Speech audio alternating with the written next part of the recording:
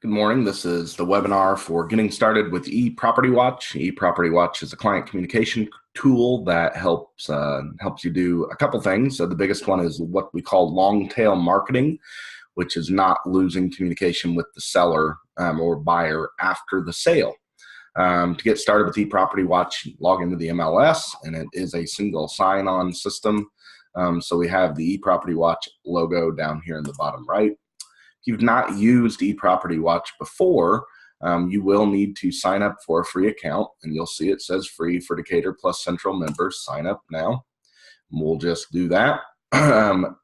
Would suggest you do the one that is $0 a month, unless you want those benefits for their Premier. Put in your name here. It's going to ask you to create a password. So I'll just create a password here. And then how do you hear from it? Well, probably from your MLS. And then this pulls us into the ePropertyWatch portal. So we have an account created. That's just my password manager where I'm going to choose to save my credentials for that.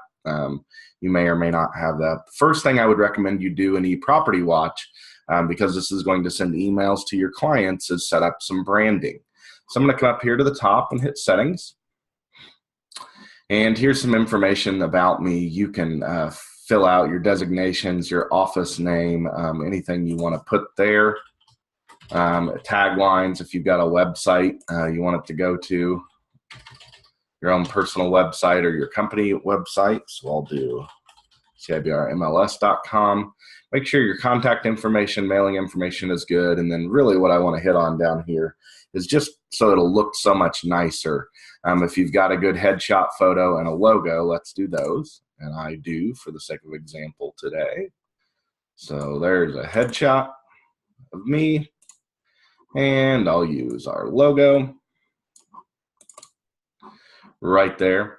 Now they don't immediately show up there, but once I hit save, then I'll see that I get my headshot and logo there. And that's just for customized branding of the information that's going to be sent to your client.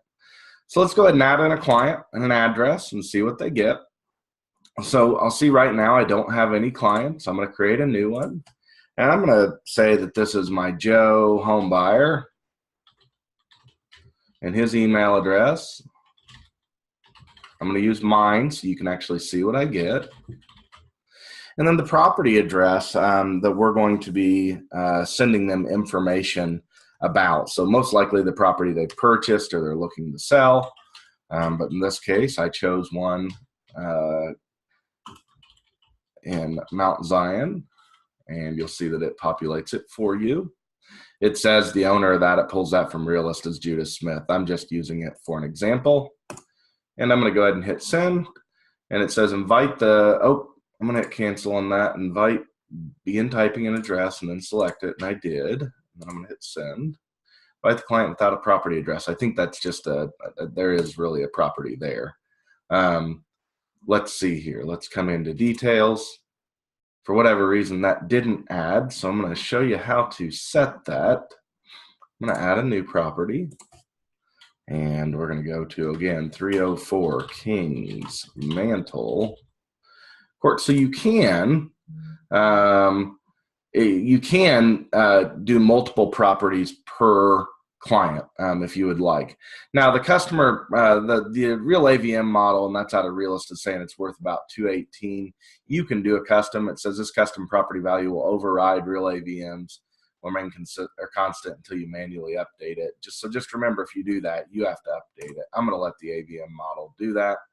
You'll see that that's going to add into my properties here, or it will here in a moment. And then I also want to show you what the client got with this invitation. So usually it would do it in the same property page, but that's okay. Let me show you what they got. So I'm going to pop over here.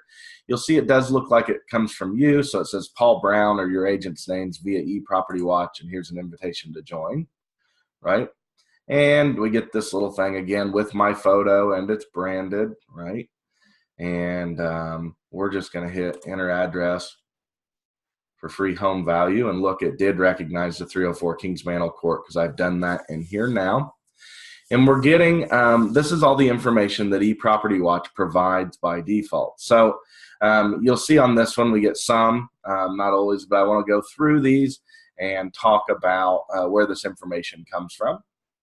So first of all, the estimated AVM value, that comes from MLS information and property record sale information that it has. And it's showing a range there. You'll see it's a pretty wide range from 194 to 242, and it's pegging it at 218. Saying up 8% since the purchase, and this one was purchased on May 1st, 2015 for 202.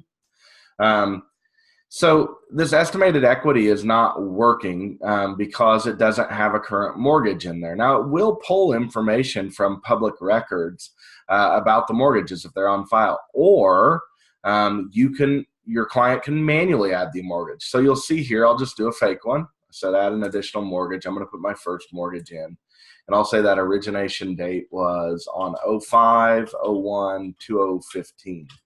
Oh, I got to put my slashes in there. I apologize. And we're going to say my original loan amount was $200,000, right? And we'll say that was at 3.25% for 30 years. And the balance is optional because it'll calculate it for you. But then you'll see that it gives us some estimated equity based on this value. So about $31,000 in equity. It's saying the mortgage balance is that if you're making regular monthly payments. It even gives us a summary of what our payments should be to figure out whether that's right or wrong. If they've got a second mortgage, a home equity, they can add those in here. But like I said, these will pull from public record if they're recorded in public record. The home services marketplace, so CoreLogic, ePropertyWatch subscribers can take advantage of the industry-leading service professionals. I don't really know how many we have registered in our area, but that's certainly something you'd want to take a look at. Kitchens, bathrooms, electrical remodels, things like that. It gives us a comparable properties graph. So it says, you know, we're kind of just a little bit below the median at 218, kind of for the neighborhood. It's giving us a map of recent sales right here. And then it's showing us information about these sales down here, and you can click on them and get more information. This is, like I said, remember, this is what the client's seeing. Now you'll notice on these we get front shots, and on this we just have aerials. That's because these were sold within the MLS where you have a front shot, so those are MLS photos. But these were for sale by owners or sold on a different MLS that we don't have access to or data to. And so we just get the aerial photos on those. You can get more information about any one of those properties just by clicking on it. And it'll tell us information, of course, about the address, when it was built, square footage, bedrooms and baths reported, even who bought it, right? The price and the date they bought it, some tax information here, and some features that we know are reported, all right? So we'll close out of that guy. And there's more down here. Here's the buying history on it as well. All the way back, it looks like we've got the last 5 sales and refinances here. And you can get a little bit of information about those sometimes as well.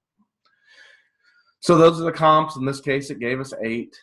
We get a value history of our subject property. It looks like it's going up. This is interactive, right? So this is showing, you know, our value is going up a little bit, and here's our estimated loan balance, of course, as we're paying on it. It continually goes down. Some other information, so this is just on the value tab, right? If we want to see about the home details tab, we hit details here, and here's it showing us, I think a Google Street View is what it's showing us on that, so I think, you know, that's the house.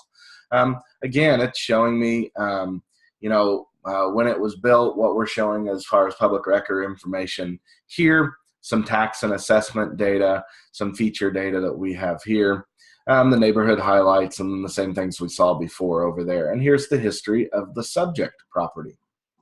Right? Some information about the neighborhood as far as listings and sales. And so if we look at those listings and roll over them, it'll tell us when they were listed, right, and what they were listed for. Here's our subject property as a star, right? So it gives the homeowner lots of information there. They can turn on some layering here too if they want to see the aerial. Right? And then the last is the home services. And these are just articles that are sometimes seasonally related that are designed for homeowners. So, you know, it says raise the value of your home with these 7 remodeling tips. This is all powered by Home Advisor, but just some things here for them to read, and then other articles here on the right. So that's what the homeowner gets, okay, whenever they get an ePropertyWatch report. And you set up how often they get those, and you can also see exactly what they get. But that is what the homeowner will get. By default, I believe once every 4 weeks is what that's set up for, but you can change those settings as well. So let's jump back into ePropertyWatch, and I'm going to go back to my dashboard here. Let's see, I may need to log back in. Here we go.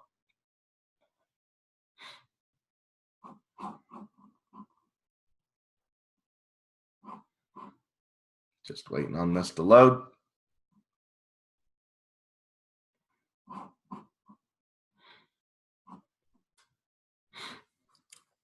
I think it may have hiccuped. I'm going to log out of ePropertyWatch here real quick and just reload it. Here we go. So this shows me on my dashboard will come in. I have one confirmed client because I just sent them this information. I don't have a whole lot of data available here about my client activity and subscription emails, but that will populate as you get more and more clients in there and things like that. If I come to clients, I can see my Joe Home Buyer here is listed. I can see confirmed. If I went to details, this is really nice.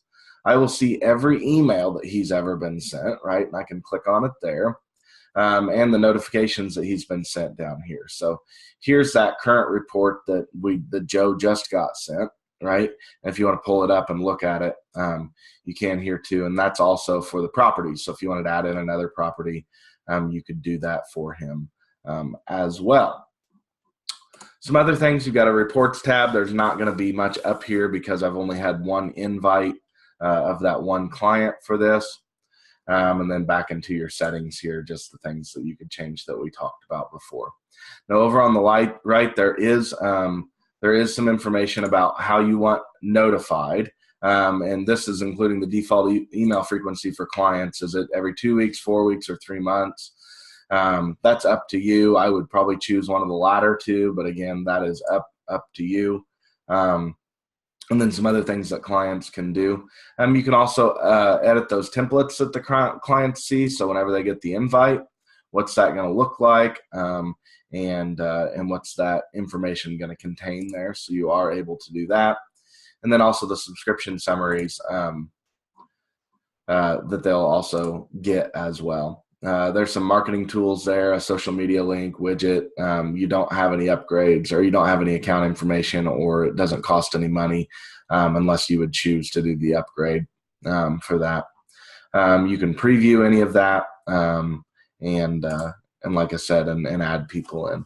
So that is the real quick run through of ePropertyWatch.